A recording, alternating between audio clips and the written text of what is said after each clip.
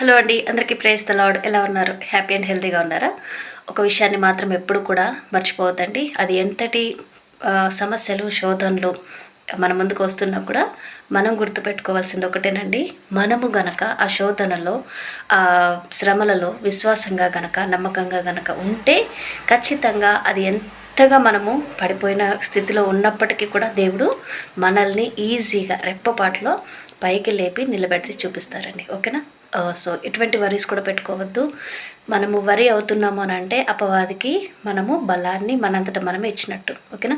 So అపవాది ఇంకా బలం పొందుకుంటే మన ద్వారానే మన బలాన్ని పొందుకుంటే ఎలా ఉంటుందండి, మన నెత్తి మీద ఎత్తికి ఆడుతూ ఉంటుంది కదా.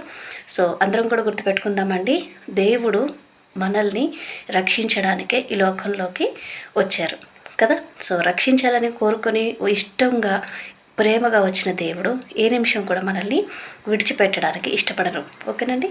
ఇవాళ మనం మార్కు సువార్త 6వ అధ్యాయము 36వ వచనం నుంచి చదువుకోబోతున్నాము. చుట్టుపట్ల ప్రదేశములకును గ్రామములకును వారు వెళ్ళి భోజనమునకేమైనను కొనుక్కొనుటకు వారిని పంపివేయుమని చెప్పిరి. అందుకాయన, మీరు వారికి భోజనము పెట్టుడనగా వారు, మేము వెళ్ళి 200 దేనారముల రొట్టెలు కొని వారికి పెట్టుదమా అని ఆయనను అడిగిరి. అందుకాయన, మీ యొద్ద ఎన్ని రొట్టెలున్నవి? పోయి చూడుడని వారితో చెప్పెను. వారు చూచి తెలుసుకొని 5 రొట్టెలను 2 చేపలున్నవనిరి. అప్పుడు ఆయన, పచ్చిక మీద అందరూ పంక్తులు పంక్తులుగా కూర్చుండి ఉండవలెనని వారికి ఆజ్ఞాపింపగా, వారు 100 మంది చొప్పునను 50 మంది చొప్పునను పంక్తులు తీరి కూర్చుండిరి. దేవుడి వాక్యం ఇంతటితో దీవించిన గాక. ఆమెన్. ఒక చిన్న ప్రేయర్ చేసుకుందాం. ఏకీభవించండి.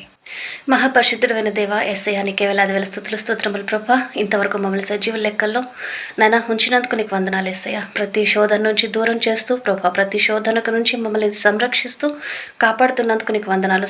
వేలాది వేల స్తుతులు స్తోత్రములు చెల్లిస్తున్నాం యేసయ్య. చదవబడిన నీ వాక్యాన్ని నీవే దీవించండి. ప్రతి ఒక్క హృదయంలో కూడా నాటి ఫలింప చేయండి నా తండ్రి. నీవు జ్ఞానం ఇస్తేనే తప్ప నాయనా ప్రభా ఏదైనా కూడా మాకు అర్థం కాని స్థితిలో మేము ఉన్నాము తండ్రి. ప్రభా నాయనా నీవు జ్ఞానవంతుడు కాబట్టి నీ జ్ఞానం ద్వారా మమ్మల్ని అందరికీ కూడా దీవించి ఆశీర్వదించి అభిషేకించమని ప్రభా, జ్ఞానంతో నింపమని ప్రభా ప్రార్థిస్తున్నాము తండ్రి. యేసయ్య, ఎవరి కుటుంబంలో అయితే శోధనలు నానా ఆటంకాలు ఇబ్బందులు ఇరుకులతో ఉన్నారో ప్రభా, కుటుంబాలకు నీ యజమానిగా నిలబడి నీ శాంతిని సమాధానాన్ని సమృద్ధిగా దయచేయండి. అనారోగ్యంగా ఉన్న వారి మీద నీకు హస్తం ఉంచి నానా ప్రభా స్వస్థపరచమని ప్రభా ప్రార్థిస్తున్నాం తండ్రి.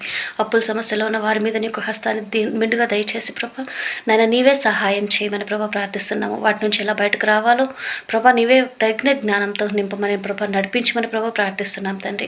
నాయన మమ్మల్ని అందరినీ కూడా నాయన నీ రెక్కల చాట్ల భద్రపరచమని, నాయన తిరిగి నీ వచ్చే వరకు ప్రభా మేమందరం కూడా రెడీగా ఉండడానికి సహాయం చేయమని, దానికి తగిన విధంగా మేము నాయన ప్రతి శోధనను ఎదుర్కొని నిలబడడానికి కావాల్సిన సహనాన్ని, ధైర్యాన్ని, విశ్వాసాన్ని, నమ్మకాన్ని అన్ని విషయాల్లో కూడా మమ్మల్ని తయారుగా చేసి నిలబెట్టమని ప్రభా ప్రార్థిస్తూ ఈ చిన్ని ప్రార్థన త్వరలో రానున్న యేసు పరిశుద్ధ నామములో ప్రార్థించి వేడుకొంచున్నాము తండ్రి. ఆమెన్. ప్రైజ్ ది లార్డ్ అండి. అందరికీ have a great day. God bless you all. By by.